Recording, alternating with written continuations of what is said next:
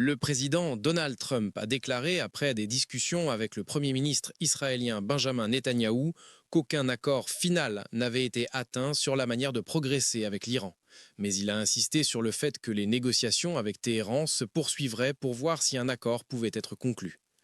Netanyahou, qui était censé faire pression sur Trump pour élargir la diplomatie avec l'Iran au-delà de son programme nucléaire pour inclure des restrictions sur son arsenal de missiles, a souligné que les intérêts de sécurité d'Israël devaient être pris en compte, mais n'a donné aucun signe que le président avait accepté les engagements demandés. Lors de leur 7e rencontre depuis que Trump est revenu au pouvoir l'année dernière,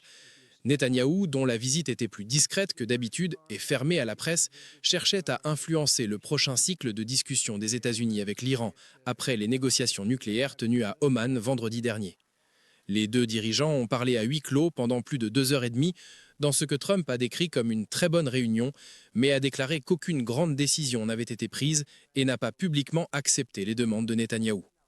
Trump a menacé de frappe contre l'Iran si aucun accord n'était atteint, tandis que Téhéran a promis de riposter, suscitant la crainte d'une guerre plus large alors que les États-Unis rassemblent des forces au Moyen-Orient.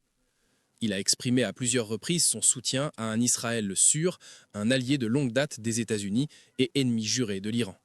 Dans des interviews aux médias mardi, Trump a réitéré son avertissement ouvert à l'Iran tout en affirmant qu'il croit que Téhéran veut un accord.